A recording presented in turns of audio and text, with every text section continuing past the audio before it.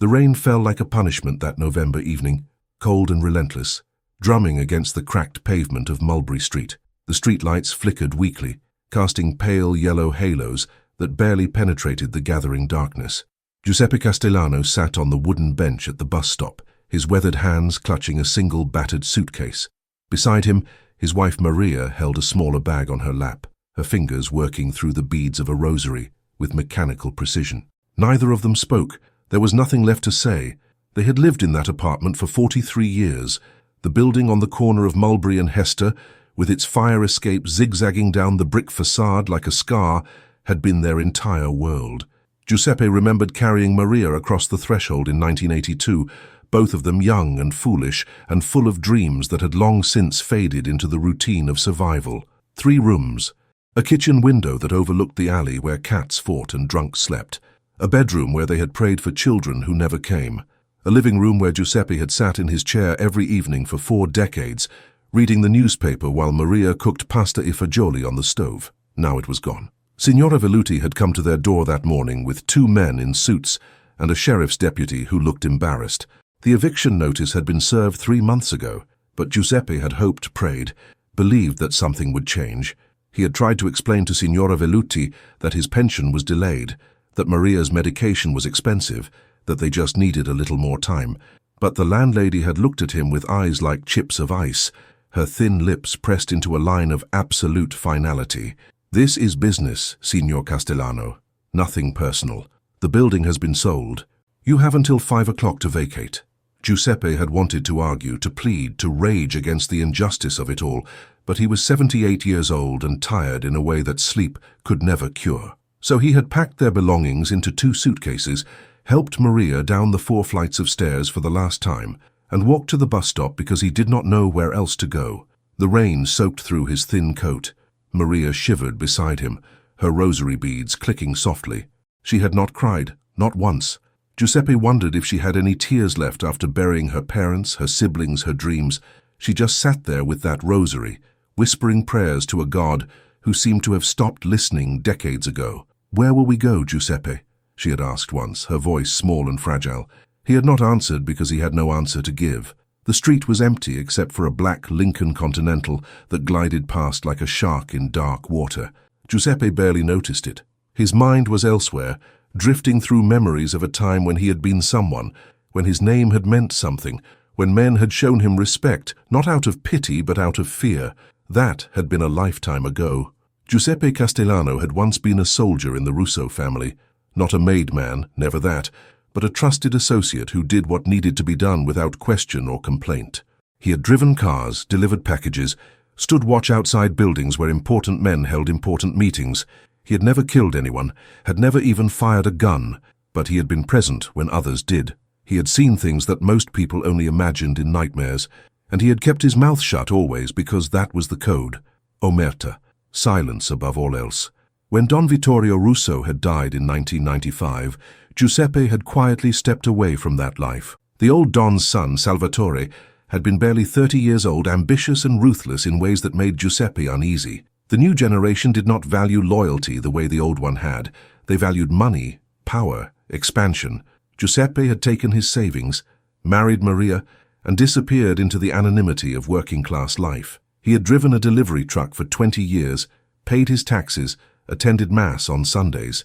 He had become invisible. And now, sitting at this bus stop with rain soaking through his clothes and nowhere to go, he realized that invisibility was not protection.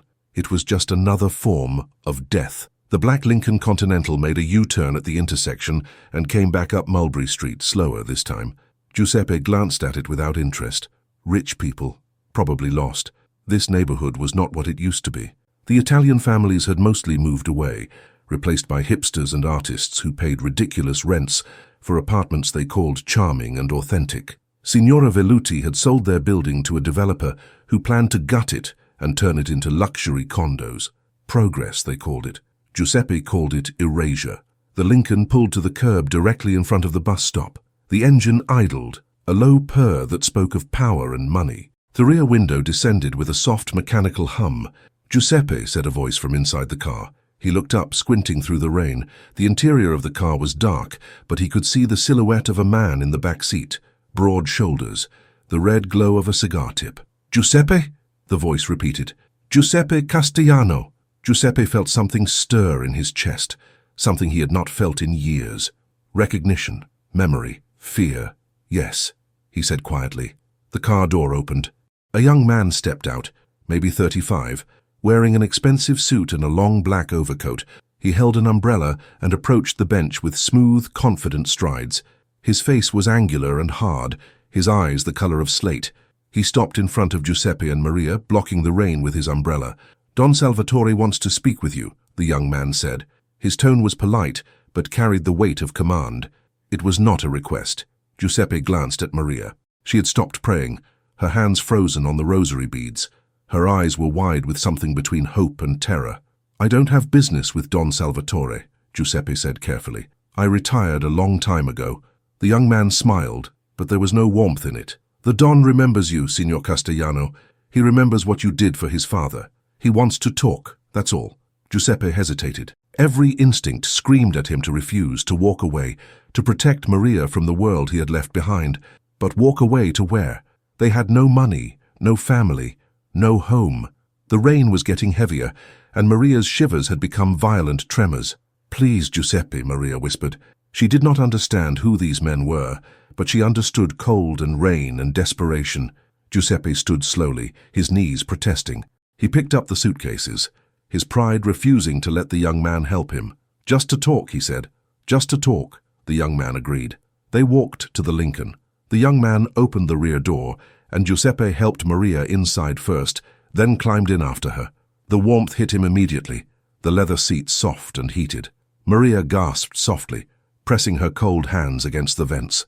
Giuseppe looked at the man sitting across from them and felt 30 years collapse into nothing.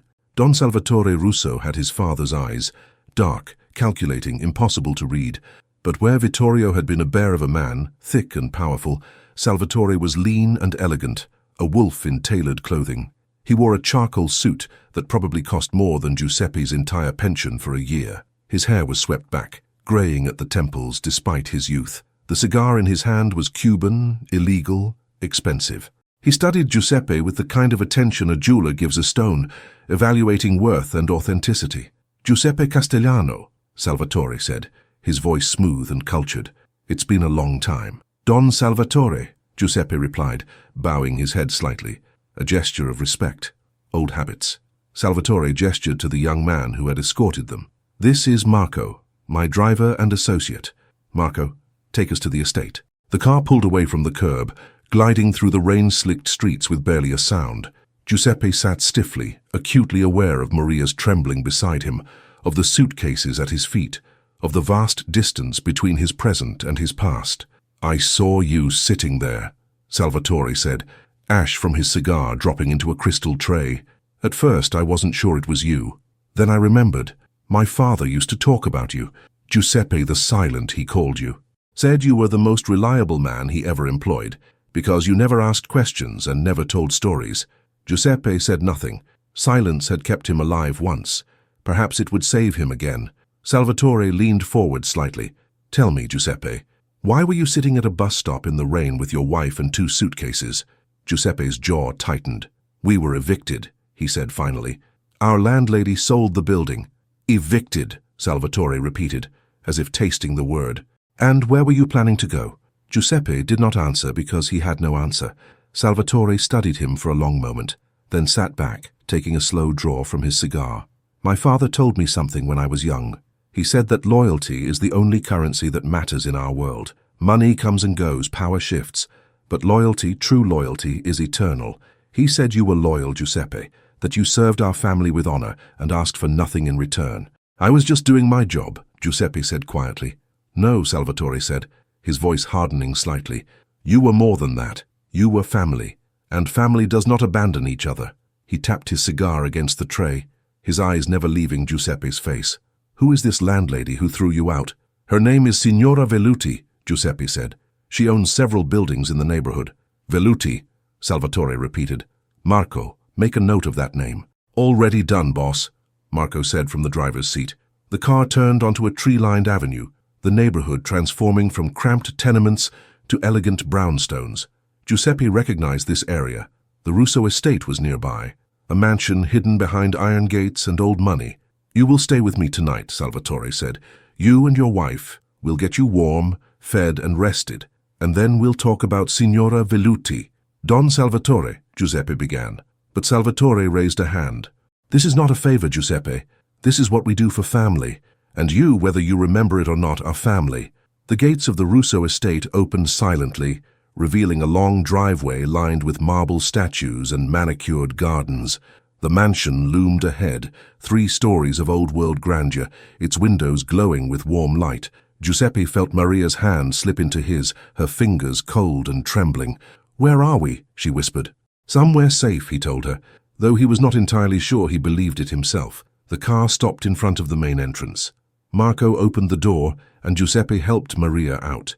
She stared at the mansion with wide eyes, clutching her rosary like a lifeline. A woman appeared at the door, middle-aged and stern-looking, wearing a simple black dress. She descended the steps with quick efficiency. "Signora Rosa," Salvatore said, gesturing to Giuseppe and Maria, "these are my guests. Prepare the east wing. Hot food, clean clothes and privacy. They are to be treated with the utmost respect." "Of course, Don Salvatore," the woman said, bowing her head. She turned to Giuseppe and Maria, her expression softening slightly. "Please, come with me. Let's get you out of those wet clothes." Maria looked at Giuseppe, uncertain. He nodded, and they followed Signora Rosa into the mansion. The interior was overwhelming. Marble floors, crystal chandeliers, paintings that looked older than the country itself. Giuseppe felt acutely aware of his worn shoes, his threadbare coat, his status as an intruder in a world he no longer belonged to. But Salvatore's hand on his shoulder stopped him at the base of a grand staircase. "Giuseppe," the Don said quietly, "tomorrow we will discuss your situation. But tonight, rest. You are home." Giuseppe wanted to argue, to explain that this was not his home, that he did not belong here, that accepting this kindness would come with a price.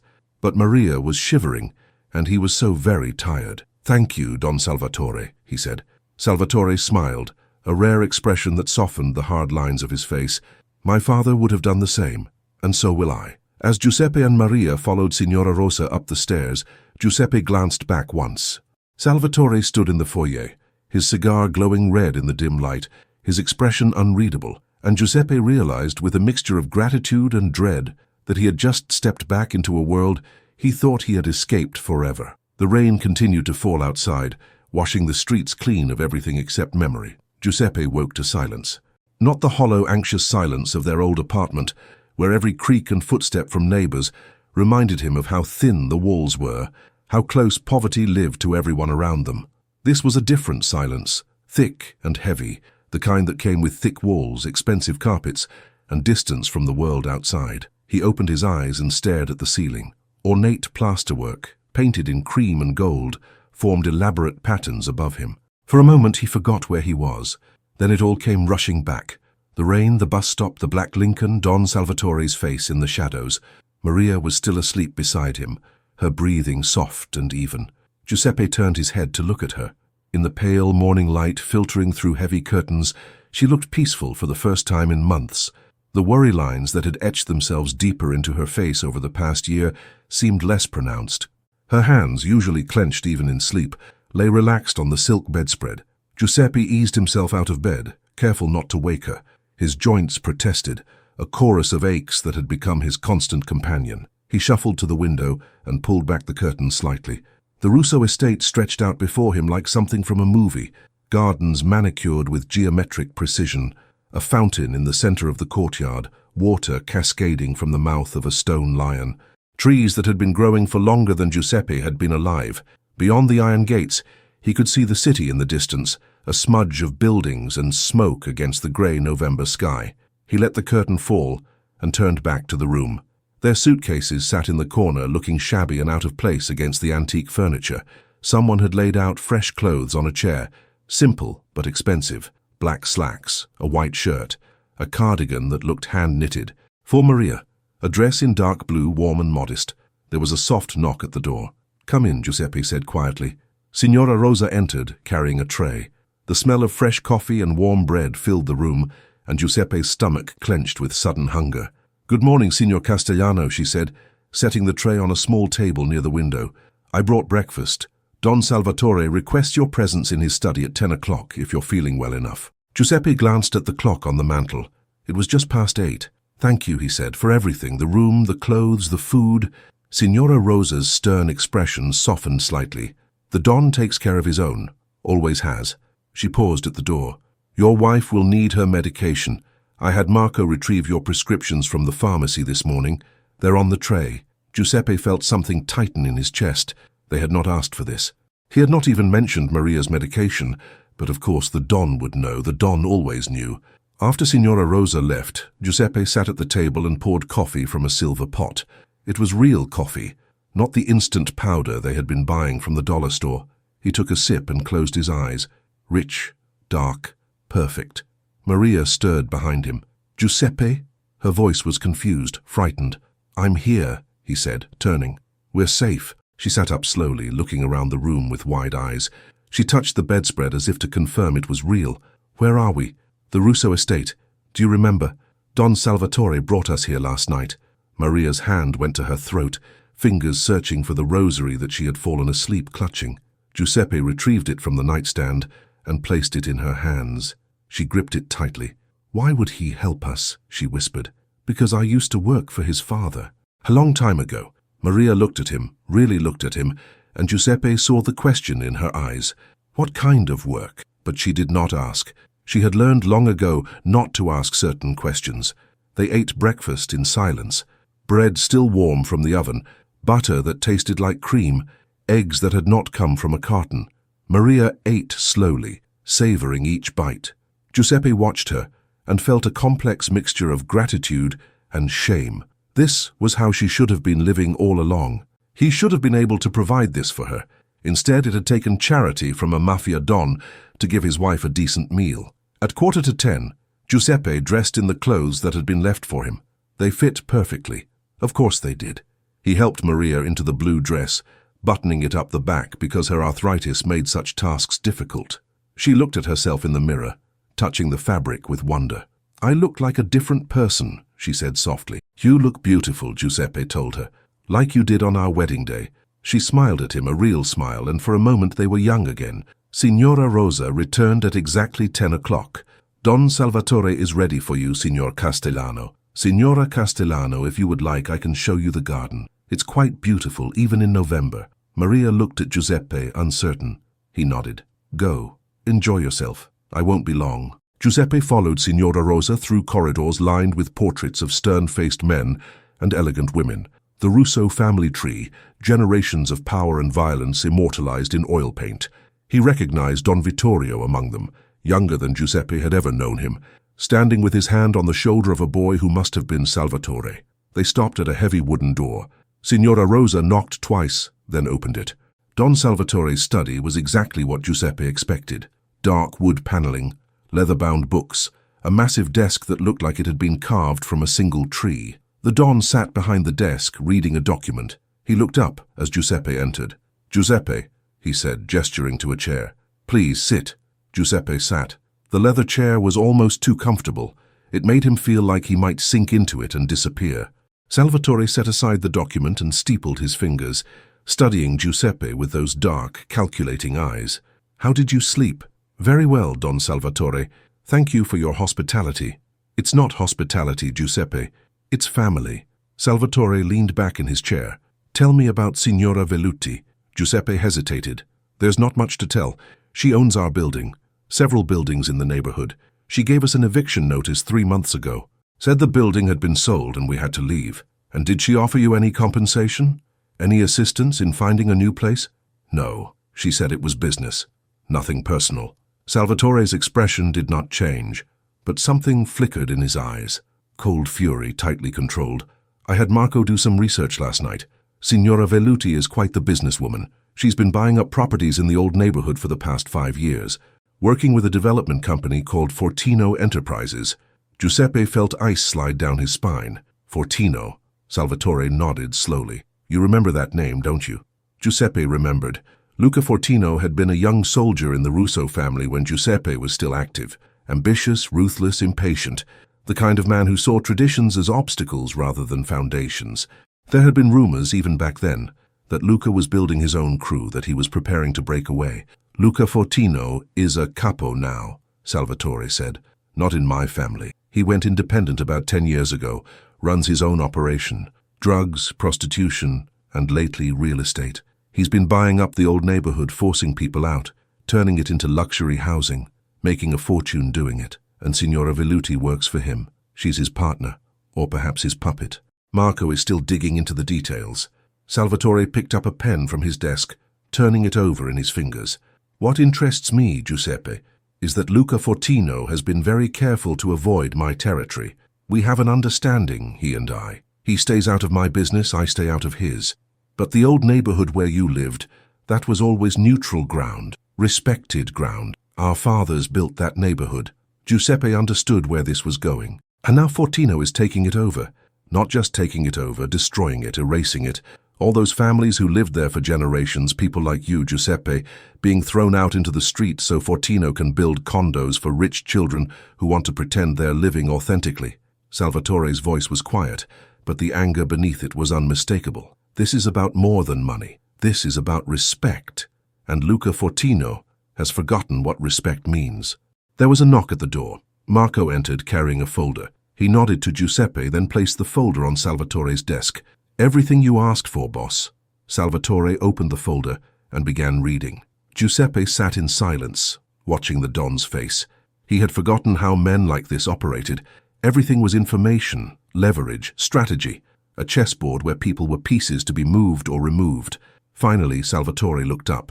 Signora Velluti has 12 properties in the old neighborhood, all acquired in the last 5 years, all being emptied of their tenants through various means, legal evictions like yours, but also harassment, intimidation, mysterious building code violations that force evacuations, and in 3 cases fires.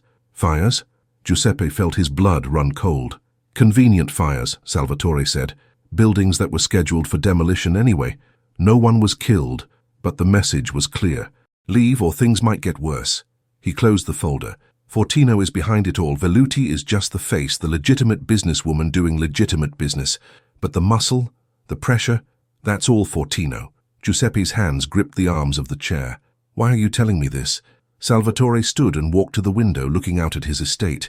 Because you deserve to know who did this to you, and because I need to decide what to do about it. Don Salvatore, Giuseppe said carefully, I appreciate everything you've done. The room, the food, looking into this. But I don't want to cause trouble. Maria and I, we just need a place to live. We don't need revenge. Salvatore turned, and his expression was unreadable. This isn't about revenge, Giuseppe. This is about principle. Luca Fortino has overstepped. He's destroying something that should be protected. And he's doing it because he thinks I'm weak, that I've gone soft, that I care more about legitimate business than about honor. You want to send him a message, Giuseppe said. I want to remind him of who we are. Salvatore returned to his desk. But I won't do anything without your consent, Giuseppe. You walked away from this life. You earned that right. If you want, I'll find you and Maria an apartment somewhere safe, somewhere Fortino will never bother you again. She'll make sure you're taken care of for the rest of your lives, and that will be the end of it.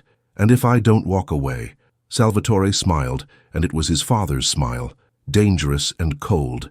Then we teach Luca Fortino what happens when you disrespect the old ways. We take everything he's built and we burn it down, not with fire, but with something more permanent. We destroy his reputation, his business, his future. We make him remember that this city belongs to families like ours, not to ambitious children who think money is all that matters. Giuseppe sat very still. He thought about Maria, about the life they had tried to build, about the years of peace and anonymity. But he also thought about sitting in the rain with nowhere to go, about Signora Velluti's cold eyes, about all the other families who had been thrown out of their homes to make room for people who did not belong there. What would you need from me, he asked. Nothing, Salvatore said. Just your blessing, your permission to act on your behalf. You were family once, Giuseppe. You can be family again, not as a soldier. Those days are over for you, but as someone who matters, someone who is protected, someone who is owed justice. There was a long silence. Giuseppe could hear the clock on the mantel ticking, each second stretching into eternity. Finally, he spoke. I want Maria kept out of this. She knows nothing about that life. I want her protected no matter what happens. She will be, Salvatore said. You have my word. Giuseppe took a deep breath. Then do what you think is right, Don Salvatore. I trust your judgment. Salvatore nodded slowly. Thank you, Giuseppe. He pressed a button on his desk. Marco appeared almost instantly. Marco, Giuseppe and his wife will be staying in the East Wing indefinitely. Make sure they have everything they need, and start putting together a team. We have work to do. Already on it, boss, Marco said. After Giuseppe left the study, he found Maria in the garden, sitting on a stone bench near the fountain. Signora Rosa stood a respectful distance away, her hands folded. Maria was watching the water cascade from the lion's mouth, her rosary in her hands but forgotten. Giuseppe sat beside her. She turned to him, searching his face. What did he want? She asked. To help us, Giuseppe said. To make things right. Maria looked at him for a long moment. Then she reached out and took his hand. Whatever you decided, I trust you. Just promise me we'll stay together. Always, he said.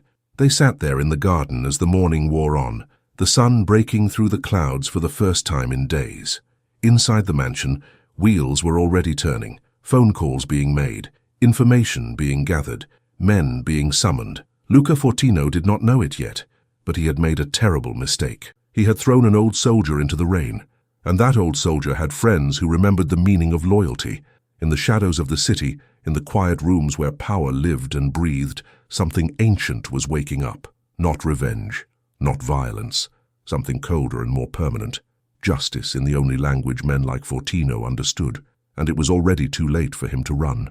3 days passed in the Russo estate. Like a dream Giuseppe was afraid to wake from. He and Maria fell into a strange routine.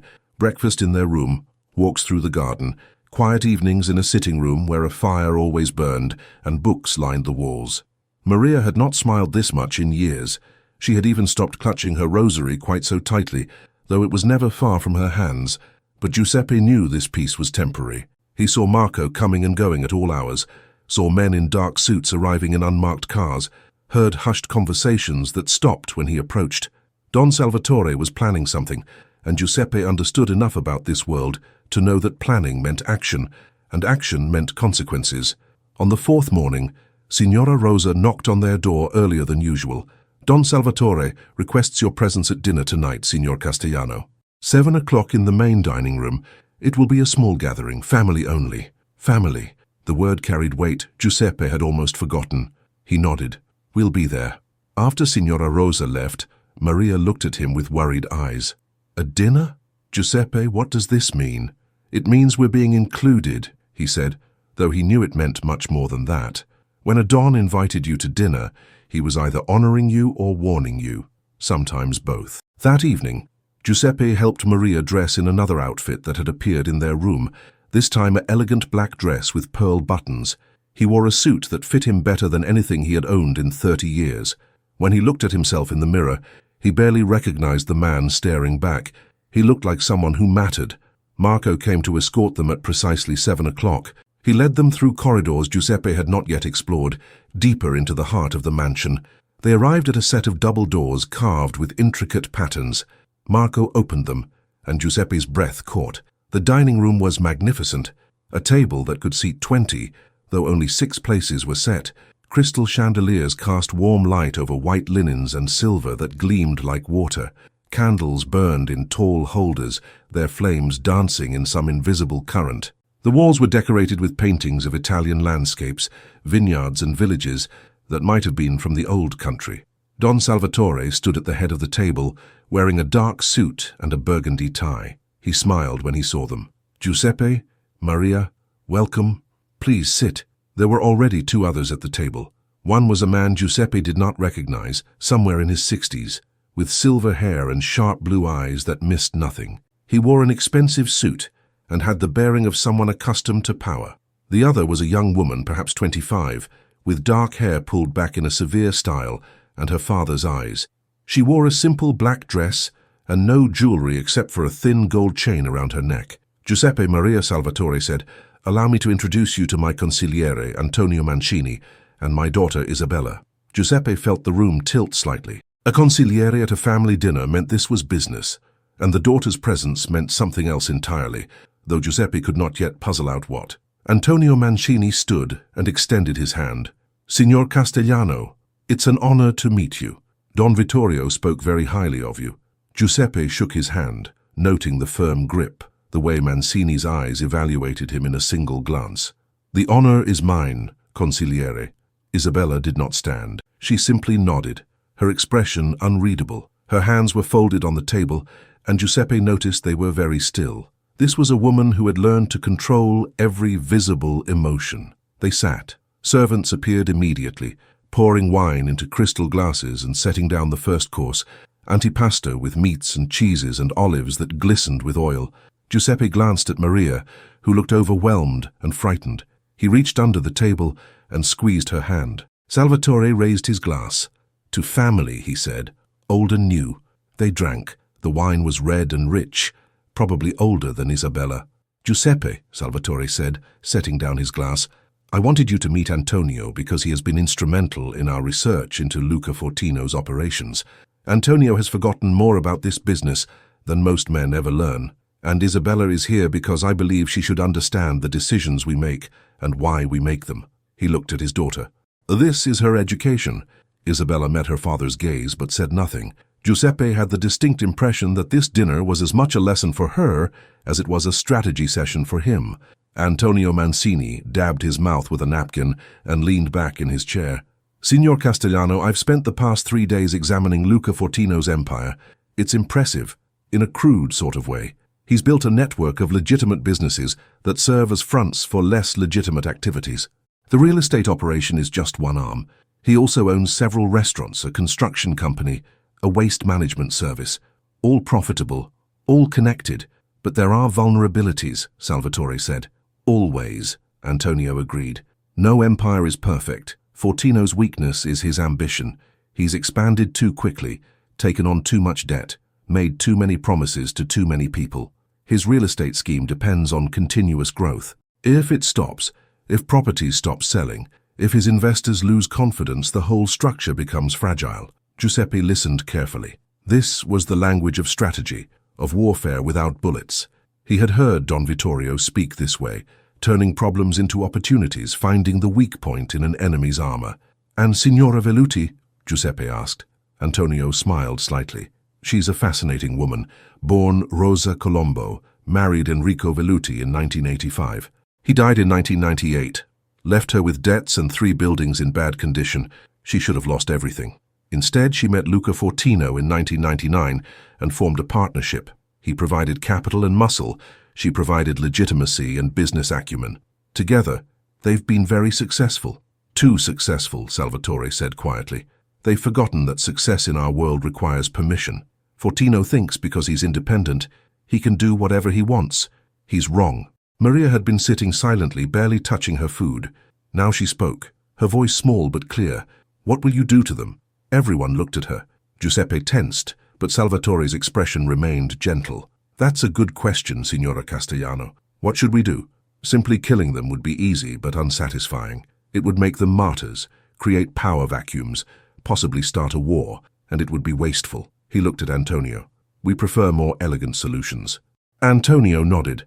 We will dismantle their operation piece by piece. First, we undermine their financing. I've already identified their primary investors and lenders. With the right pressure, the right information leaked to the right people, those relationships will dissolve. Second, we expose their illegal activities to the authorities. Not all of them, just enough to create investigations, audits, legal problems that tie up their resources. Third, we turn their own people against them. Every organization has the disloyal, the ambitious, the resentful. We find those people and we offer them better opportunities. And Signora Velluti specifically? Giuseppe asked. She will lose everything, Antonio said simply. Her properties, her reputation, her partnership with Fortino. By the time we're finished, she'll be exactly where she left you, Signor Castellano, sitting in the rain with nowhere to go. Giuseppe felt a dark satisfaction at those words, immediately followed by shame. Maria's hand tightened on his. But, Isabella said suddenly, and everyone turned to her. She had been so quiet, Giuseppe had almost forgotten she was there. Her voice was soft, but carried surprising authority. If we destroy Fortino's real estate operation, what happens to the people living in those buildings? The ones who haven't been evicted yet? Salvatore smiled at his daughter, and there was pride in his eyes. That, Isabella, is exactly the right question to ask. He looked at Giuseppe. We're not interested in creating more victims. The buildings will be acquired by a company I control. The tenants will be allowed to stay at their current rents, with proper leases and protections. The old neighborhood will be preserved, not destroyed. Giuseppe felt something loosen in his chest. This was why Don Vittorio had been respected. This was why men like Giuseppe had been loyal. It was not just about power or money. It was about protecting something larger than themselves. "When do you begin?" Giuseppe asked. "We've already begun," Antonio said. 3 of Fortino's investors received very disturbing financial reports yesterday. Reports that suggest their money has been mismanaged. 2 of them have already requested meetings with Fortino to discuss their concerns. And the authorities? The FBI has been very interested in waste management fraud lately, Antonio said with a thin smile. They'll be even more interested when they receive an anonymous package next week detailing irregularities in Fortino's disposal company. Giuseppe understood now why Antonio Mancini was consigliere. This was not violence. This was surgery, precise, calculated, lethal in a way that left no blood on anyone's hands. The servants brought the main course, osso buco with risotto, the meat falling off the bone, the smell rich enough to make Giuseppe's mouth water, despite the tension in the room. They ate in relative silence for a few minutes. Giuseppe noticed that Isabella barely touched her food, her eyes distant, thoughtful. "Father," she said eventually, "may I ask Signor Castellano a question?" "Of course," Salvatore said. Isabella turned to Giuseppe, and her gaze was penetrating. "Why did you leave this life? You were loyal to Don Vittorio. You could have continued serving our family. Why did you walk away?" Giuseppe set down his fork. He had not expected this question, especially not from the Don's daughter. He glanced at Salvatore, who nodded slightly. "Permission to speak freely. I left because I wanted to disappear," Giuseppe said slowly. "I had seen too much, done too much. Not terrible things, but enough. I wanted to be nobody. I wanted to marry your Maria, have a quiet life, maybe have children who would never know what their father had been." He paused. "I thought invisibility was safety. I thought if I asked for nothing, I would be left alone." "And were you?" Isabella asked. "Were you left alone?" "For 30 years, yes. Until I learned that invisibility is just another word for vulnerability. When you have no power, no connections, no one who owes you loyalty, you can be thrown away like garbage. That's what Signora Velluti did. She threw us away because we didn't matter. But you did matter," Isabella said quietly. "You mattered to my grandfather, and now you matter to my father. Loyalty isn't erased just because time passes." Giuseppe looked at this young woman and saw something unexpected in her eyes. Not innocence exactly, but a kind of moral clarity that was rare in this world. She understood what her father did, understood the violence and corruption that funded this mansion and these meals, but she was trying to find meaning in it, trying to find the line between justice and cruelty. "Your grandfather told me once," Giuseppe said, "that our world is built on 2 things, fear and respect. Fear keeps enemies away. Respect keeps family together. He said the key was knowing when to use which one." He looked at Salvatore. "Your father understands that. Fortino only understands fear. That's why he'll lose." Salvatore inclined his head slightly, a recognition of wisdom. They finished dinner. Dessert was tiramisu, light and sweet, served with espresso so strong Giuseppe felt it in his bones. As servants cleared the plates, Salvatore stood. "Giuseppe, Maria, I want to thank you for joining us tonight. Antonio will handle the details of our campaign against Fortino. It will take several weeks, perhaps months, but it will be thorough. In the meantime, you are welcome to stay here as long as you wish. This is your home now." "Don Salvatore," Giuseppe began, but Salvatore raised his hand. "No arguments. You are family. Family stays together." He looked at Antonio and Isabella. "We all understand this, don't we?" "Yes, father," Isabella said softly. "Of course, Don Salvatore," Antonio agreed. Marco appeared to escort Giuseppe and Maria back to their room. As they walked through the corridors, Maria leaned close to Giuseppe. "That girl," she whispered. "Isabella. She sees too much. It frightens her." Giuseppe thought about Isabella's questions, her careful words, the way she watched everything with those dark Russo eyes. "Yes," he agreed, "but she's stronger than she knows." Back in their room, Maria sat on the bed and finally let the tears come. Giuseppe held her, letting her cry against his shoulder. She wept for their lost apartment, for the years of struggle, for the strange mercy they had been shown. When she finally stopped, her eyes were red, but calm. "Giuseppe," she said, wiping her face with a handkerchief, "what happens when this is over? When Fortino is destroyed and that woman has lost everything? Do we just stay here, living in this mansion like children being taken care of?" Giuseppe had been wondering the same thing. "I don't know, but for now we're safe. That's more than we had a week ago." Maria nodded and picked up her rosary. She began to pray, the beads clicking softly through her fingers. Giuseppe sat beside her, listening to her whispered words. "Hail Mary, full of grace, the Lord is with thee." Somewhere in the mansion, Antonio Mancini was probably making phone calls, sending messages, setting in motion the machinery that would crush Luca Fortino's empire. Somewhere in the city, Fortino was probably sitting in his office, drinking expensive scotch, counting his money, unaware that his world was already ending. And somewhere between those two realities, Giuseppe and Maria Castellano sat in a room they did not own, eating food they had not paid for, protected by a power they did not fully understand. It should have felt like weakness, but Giuseppe was surprised to discover it felt like something else entirely. It felt like coming home. Outside, the night was cold and clear. In the garden, the fountain continued its endless cascade. And in the city beyond the gates, old debts were being called in, old promises remembered, old codes invoked. The wheels of justice turned slowly in this world, but they turned. 6 weeks passed like water through fingers. Giuseppe watched autumn deepen into early winter, from the windows of the Russo estate, watched the leaves turn from gold to brown to nothing, watched the garden grow bare and skeletal. He and Maria had settled into their new reality with a mixture of gratitude and unease, like refugees who could not quite believe their sanctuary would last. Marco brought news periodically, delivered with the casual efficiency of a man reporting the weather. Fortino's investors were pulling out one by one. The FBI had opened an investigation into his waste management company. 2 of his key lieutenants had quietly switched allegiances, offering their services to other families. The real estate empire was bleeding money as properties sat unsold and construction projects stalled. Signora Velluti had tried to distance herself from Fortino, claiming ignorance of his illegal activities, but Antonio Mancini's reach was long, and documents had surfaced linking her directly to intimidation campaigns, fraudulent inspections, and at least one of the mysterious fires. She was facing multiple lawsuits and a criminal investigation. Her buildings were being seized by the banks. Giuseppe should have felt satisfaction. Instead, he felt hollow. Revenge, even elegant revenge, left a bitter taste. It was Isabella who noticed his melancholy. She had taken to visiting Giuseppe and Maria in the afternoons, bringing books and conversation. At first, Maria had been suspicious of the Don's daughter, but Isabella's quiet warmth had won her over. They would sit in the garden when weather permitted, or in the sitting room when it did not, talking about everything and nothing. One grey December afternoon, Isabella found Giuseppe alone in the library. Maria was napping and he had been staring at the same page of a book for 20 minutes without reading a word. "May I join you?" Isabella asked from the doorway. Giuseppe gestured to the chair across from him. Of course. She sat gracefully, folding her hands in her lap.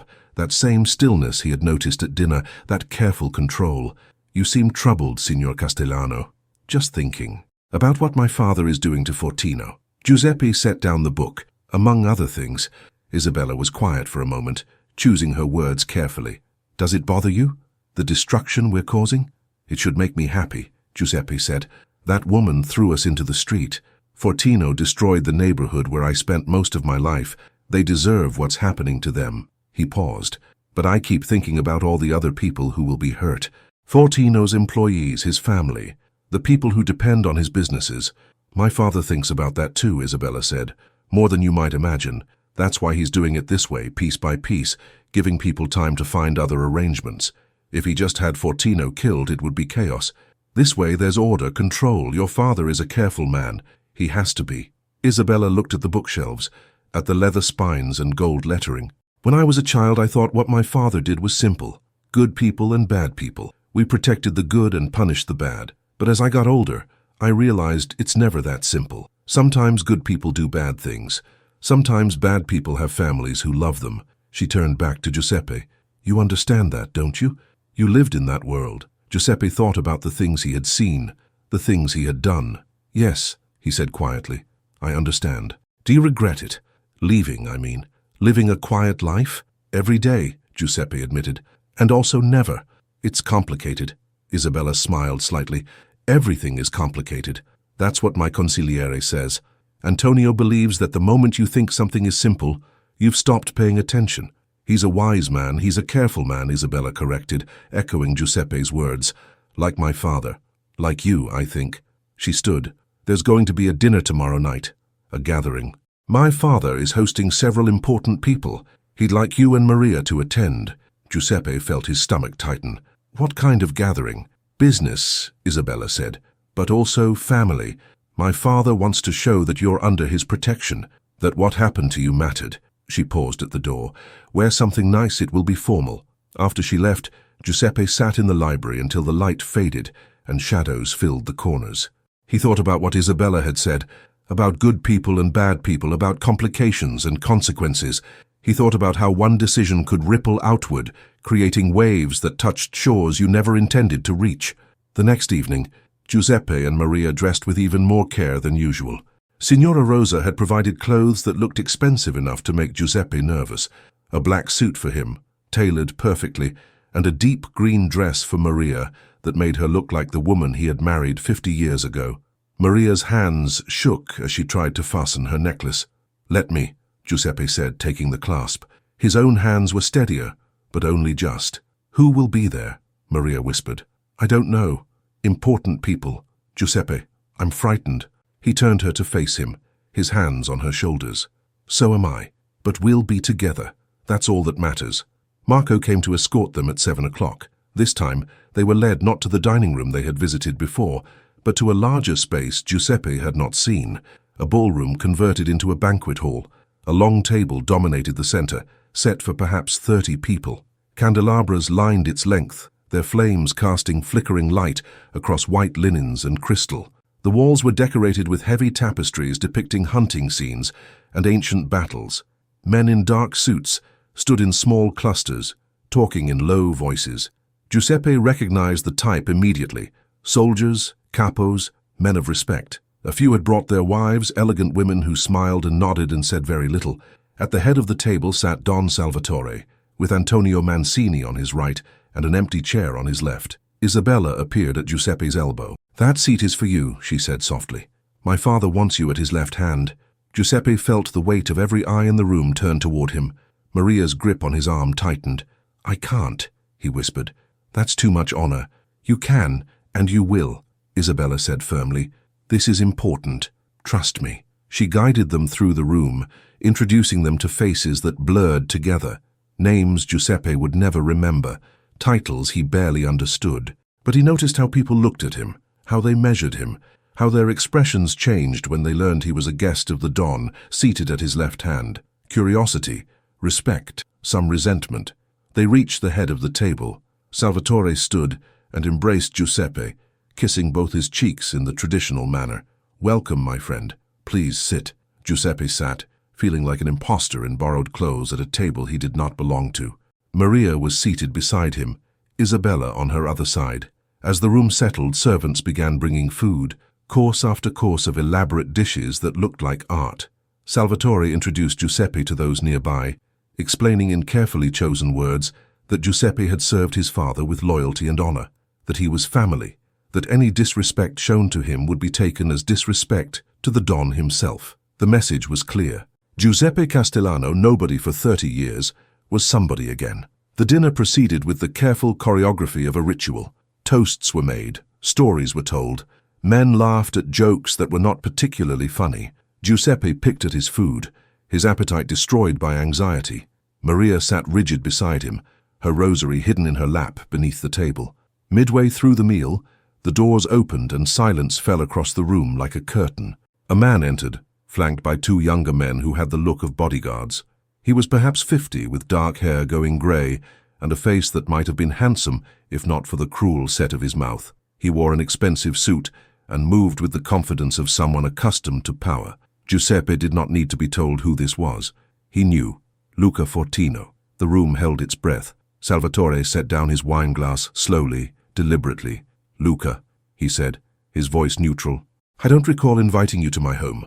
Fortino stopped a few feet from the table. His bodyguards remained by the door, hands folded, alert. "I heard you were having a gathering, Don Salvatore. I thought it would be disrespectful not to pay my respects." "How thoughtful," Salvatore said, "though unexpected guests can be awkward." "I won't stay long," Fortino said. His eyes swept the table, cataloguing faces, alliances, weaknesses. They stopped on Giuseppe. "I just wanted to see for myself if the rumors were true." "What rumors?" "That you've taken in an old man and his wife, given them a place at your table, made them family." Fortino's smile was thin and sharp. "I wondered what could possibly inspire such generosity." "Loyalty inspires it," Salvatore said quietly. "Something you seem to have forgotten, Luca." The temperature in the room dropped 10 degrees. Men shifted in their seats. Wives looked at their plates. Antonio Mancini's expression remained serene, but his eyes were calculating, measuring distances and angles. "I haven't forgotten anything," Fortino said. "I've simply learned that loyalty is a commodity like any other. It can be bought, sold, traded. The old ways, the old codes, they're dying. You know it as well as I do. The old ways die when men like you kill them," Salvatore replied. "When you throw old soldiers into the street, when you destroy neighborhoods that our fathers built, when you forget that power without honor is just brutality with a suit." Fortino's jaw tightened. "I came here to talk, not to be lectured." "Then talk." There was a long pause. Fortino looked at Giuseppe again, really looked at him, and Giuseppe saw recognition dawn in the man's eyes. "Wait," he said. "Castellano, I remember you. You worked for the old Don. You were a driver, a messenger. Nothing important." Giuseppe said nothing. His hands were fists beneath the table. "And you," Fortino said, turning back to Salvatore, "you're doing all this for him? Destroying my businesses, turning my people against me, all because I evicted some old man from a building I bought legally?" "You didn't just evict him," Salvatore said, his voice like ice. "You disrespected him. You disrespected the memory of my father.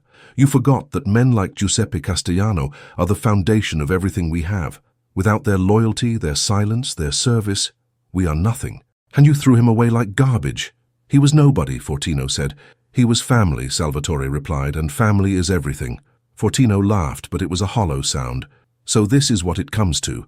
The great Don Salvatore Russo, defender of the old ways, protector of worthless old men. Do you think anyone here respects you for this? Do you think they see strength? They see weakness, sentimentality, a dinosaur clinging to a dead world." Salvatore stood slowly. The entire room stood with him, a wave of respect and readiness. "What they see, Luca, is what happens when you betray the principles that hold our world together. They see that I take care of my own. They see that I punish those who forget their place. And they see you standing in my house uninvited, making threats you cannot back up." Fortino's hands clenched, his bodyguards tensed. For a moment, Giuseppe thought violence would erupt, that this elegant dinner would dissolve into blood and chaos. But Fortino was not stupid. He was outnumbered, outmaneuvered, and he knew it. He forced a smile. "I meant no disrespect, Don Salvatore. I simply wanted to understand. Now I do." "Good," Salvatore said. "Then you'll also understand that your business in the old neighborhood is finished.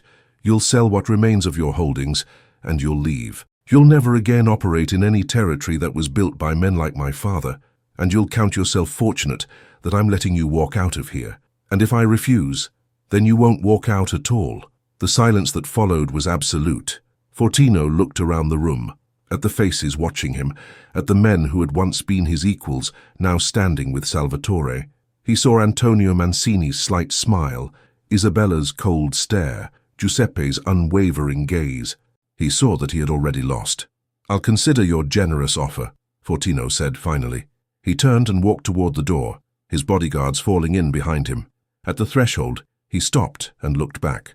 "But remember, Don Salvatore, the old ways are dying. You can't stop it forever." "Perhaps not," Salvatore said, "but I can stop you." Fortino left. The door closed behind him with a soft click that sounded like a gunshot. Salvatore remained standing until the sound of Fortino's car faded into the distance. Then he sat, picked up his wineglass, and raised it. "To family," he said. "To family." The room echoed. They drank. Conversations resumed. Servants brought more food, but Giuseppe barely noticed. His heart was pounding, adrenaline flooding his system. Maria's hand found his beneath the table, cold and trembling. Isabella leaned close. "You did well," she whispered. "You didn't flinch." My father noticed. I was terrified, Giuseppe admitted. So was everyone, Isabella said. But you didn't show it, that's what matters. The dinner continued for hours. Giuseppe endured it, smiled when appropriate, nodded when expected, played the role he had been given. But his mind was elsewhere, replaying Fortino's words, the look in his eyes, the way he had assessed Giuseppe and found him wanting. Nobody, Fortino had called him, and the terrible thing was, it was true. Giuseppe was nobody. An old man who had been saved by accident, elevated by mercy, protected by borrowed power. But as he looked around the table, at these men and women who showed him respect because Don Salvatore commanded it, Giuseppe realized something. Maybe being nobody was not the worst thing. Maybe there was a kind of freedom in it, a kind of power that men like Fortino could never understand. Fortino had everything: money, territory, ambition. But he had forgotten the one thing that mattered. He had forgotten that loyalty was not a commodity. It was a covenant, and once broken it could never be repaired. The feast ended near midnight. Guests departed in a steady stream, each stopping to pay respects to Salvatore, many nodding to Giuseppe as they passed. When the room was finally empty, except for family, Salvatore turned to Giuseppe. "Thank you for being here tonight. Your presence sent a message." "What message?" Giuseppe asked. "That I keep my promises. That loyalty is rewarded. That the old ways are not dead as long as men like you remember them." Giuseppe wanted to argue, to say he was not worth all this trouble, that he was just an old man who wanted to live in peace. But he understood now that it was not about him. It had never been about him. It was about principle, about honor, about drawing a line and defending it. "Don Salvatore," Giuseppe said carefully. "What happens now? With Fortino?" "Now?" Antonio Mancini answered, appearing at Salvatore's side. "Now he makes a choice. He can accept the Don's offer and leave peacefully, or he can refuse and face consequences." "What kind of consequences?" Antonio's smile was cold, the permanent kind. Giuseppe felt ice settle in his stomach. He had known, of course, what these men were capable of, but knowing and witnessing were different things. Maria stood abruptly. "I need to rest," she said, her voice strained. "Giuseppe?" "Of course," Giuseppe said, rising. "Don Salvatore, if you'll excuse us." "Of course." "Rest well, my friends. Tomorrow we'll know what Fortino decides." Marco escorted them back to their room. Maria walked quickly, her heels clicking against marble, her breath coming fast. Giuseppe knew the signs. She was on the edge of panic, holding it together through sheer will. In their room, she finally collapsed onto the bed, her hands over her face. Giuseppe sat beside her, stroking her hair, murmuring wordless comfort. "This is too much," she whispered. "Giuseppe, this is too much. That man, the way he looked at you, the things he said, and your Don talking about consequences. We can't be part of this, we can't." "We're already part of it," Giuseppe said gently. "We have been since the moment he found us at that bus stop." Maria lowered her hands, her eyes wet. "I thought we were being rescued, I thought we were being saved. But this, tonight, that wasn't rescue. That was something else." Giuseppe could not argue because she was right. They had been saved, yes. But salvation in this world always came with a price. "What do we do?" Maria asked. "We survive," Giuseppe said, "like we always have." Outside their window, the estate was dark and silent. Somewhere in the city, Luca Fortino was making the most important decision of his life, not knowing it was already too late. And in the mansion, in rooms filled with shadows and secrets, the Russo family waited to see if there would be mercy or justice, or if, in their world, those were the same thing. Luca Fortino disappeared 3 days after the dinner, not violently, not dramatically.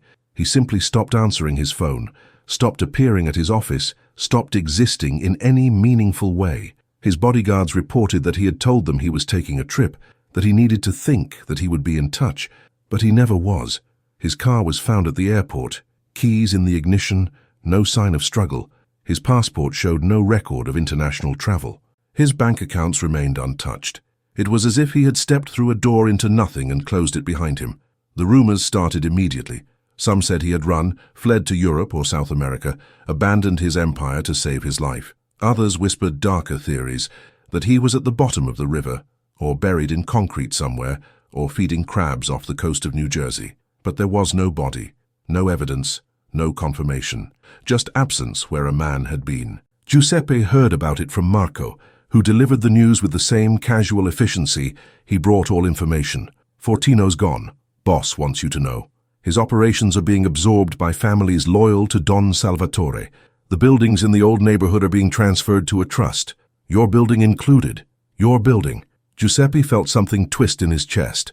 After 3 months in the Russo estate, after sleeping in silk sheets and eating food prepared by servants, he had almost forgotten that shabby apartment on Mulberry Street, almost forgotten the radiator that clanked, the window that stuck, the neighbors whose names he knew by heart. What about the tenants? Giuseppe asked. The ones who weren't evicted yet? They're being offered new leases, Marco said. Fair terms. The Don is honoring his promise. The neighborhood will be preserved. And Signora Velluti. Marco's expression remained neutral. She's in a facility upstate. Nervous breakdown, they're calling it. Lost everything in a matter of weeks. Her lawyers say she'll probably never stand trial. Too mentally unstable. Giuseppe should have felt satisfaction. Instead, he felt only a vast emptiness. 2 lives destroyed, dozens more disrupted, an entire empire dismantled, all because he had been sitting at a bus stop in the rain. That evening, Don Salvatore summoned Giuseppe to his study. It was snowing outside, the first real snow of winter, covering the estate grounds in white silence. Giuseppe found the Don standing at the window, watching the flakes fall. Beautiful, isn't it? Salvatore said without turning. Snow makes everything clean, makes you forget what's underneath. Giuseppe said nothing. He had learned that Salvatore's observations were rarely just observations. Sit, Giuseppe, Salvatore said, gesturing to the familiar leather chair. We need to talk about your future. Giuseppe sat. My future? Salvatore turned from the window and leaned against his desk. You can't stay here forever. You know that, don't you? This was temporary, a shelter while we handled the situation. I understand, Giuseppe said, though part of him had begun to hope otherwise. Maria has been happy here. I know, and that matters to me.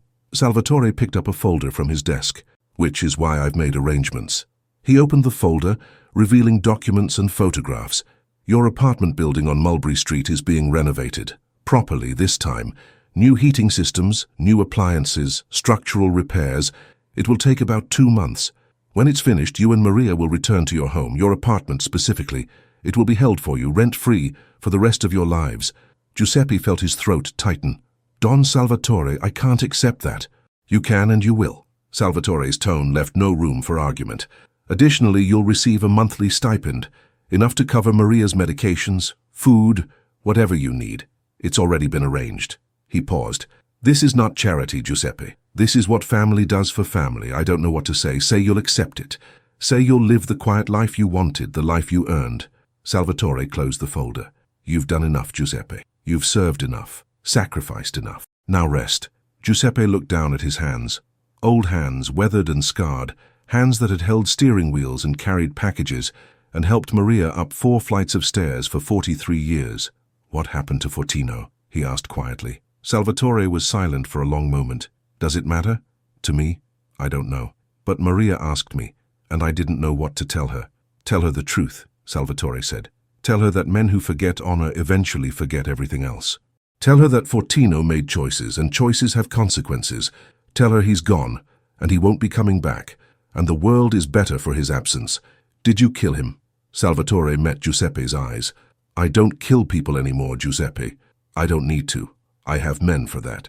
But in this case, he shook his head. Fortino wasn't killed. He was erased. There's a difference.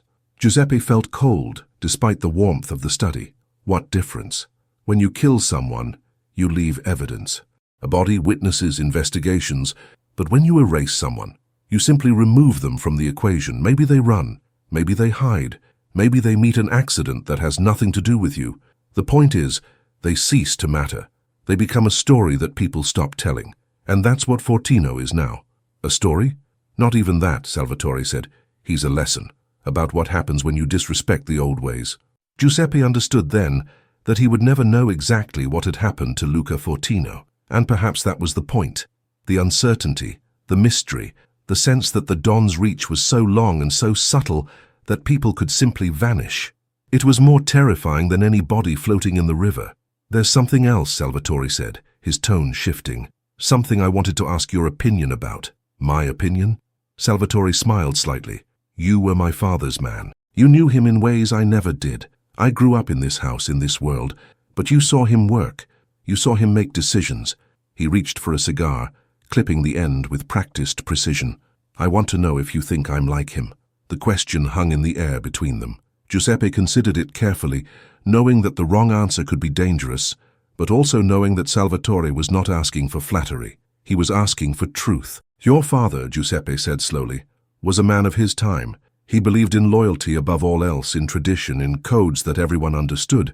He was powerful because people knew exactly what he stood for, but he was also rigid. When the world changed, he didn't change with it. That's why he died the way he did, isolated and bitter, surrounded by young men who didn't respect the old ways. And me? You understand tradition," Giuseppe said. "You honor it, but you're not imprisoned by it. You use the old codes when they serve you, but you're willing to adapt. Your father would have had Fortino killed immediately. You dismantled him systematically. Your father would have thrown Signora Velluti off a building. You destroyed her reputation and let the law handle the rest." He paused. "You're more dangerous than your father because you're unpredictable, and that's why you'll survive longer than he did." Salvatore lit his cigar, taking a long draw. His expression was unreadable.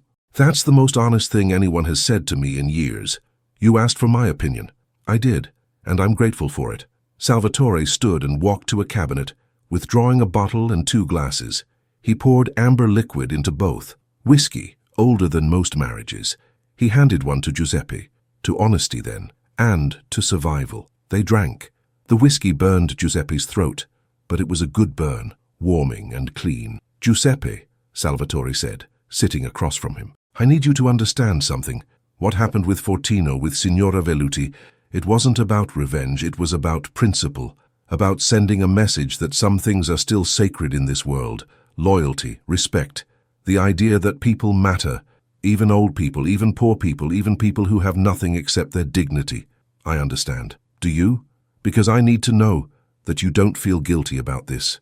You didn't ask for any of it. You were just an old man sitting at a bus stop. Everything that happened after was my choice, my decision, my responsibility." Giuseppe met the Don's eyes. "I don't feel guilty. I feel grateful. And I feel something else I can't quite name.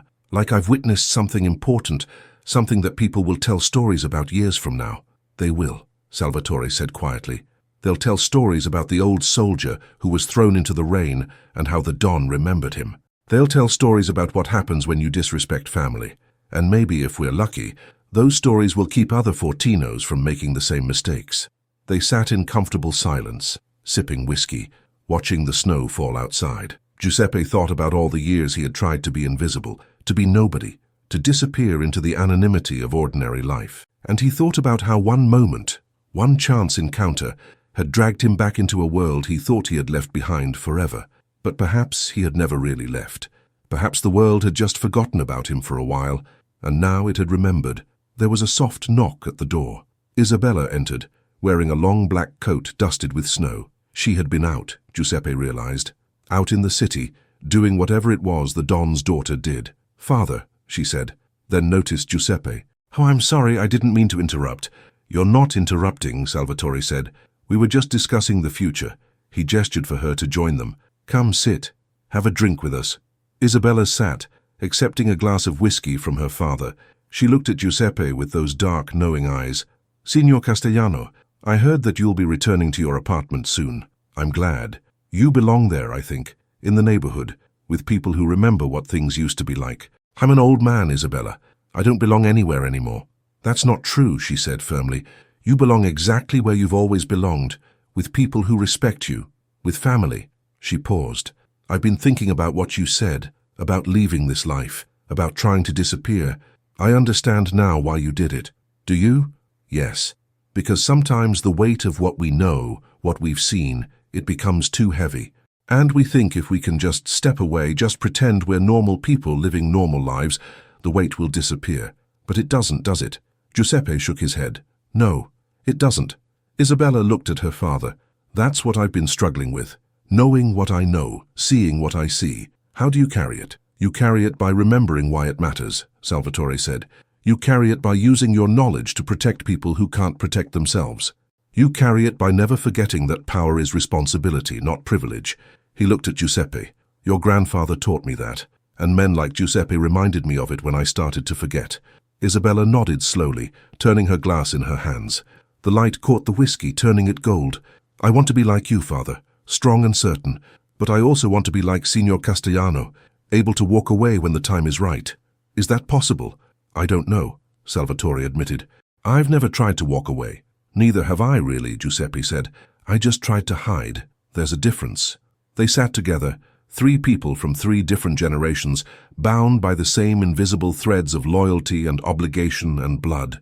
Outside, the snow continued to fall, covering the city in white, making everything clean and new, even if just for a moment. 2 months later, Giuseppe and Maria Castellano returned to Mulberry Street. The building had been transformed.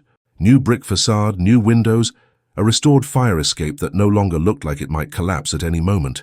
Inside, their apartment was unrecognizable. Fresh paint, new floors, a kitchen with modern appliances, a bathroom with fixtures that actually worked.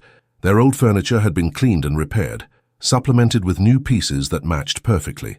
Maria walked through the rooms with tears streaming down her face, touching walls, opening cabinets, staring out the window at the alley where cats still fought and drunks still slept. "It's home," she whispered. "It's really home." Giuseppe stood in the living room, in the spot where his old chair had been. Someone had replaced it with a new one, similar but better. He sat down slowly, feeling the cushions conform to his body. He could see the street from here, see the neighbors coming and going, see life continuing in the way it always had. But something was different. The building was different. The neighborhood was different. Or perhaps Giuseppe was different. Marco had helped them move in, along with 2 other men Giuseppe didn't recognize. They had been respectful, efficient, calling him Signor Castellano, treating Maria like she mattered.